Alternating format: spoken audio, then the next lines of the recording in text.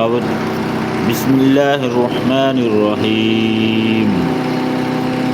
ياسين والقرآن الحكيم إنك لمن المرسلين على صراط مستقيم تنزيل العزيز الرحيم لتنذر قوما ما أنذر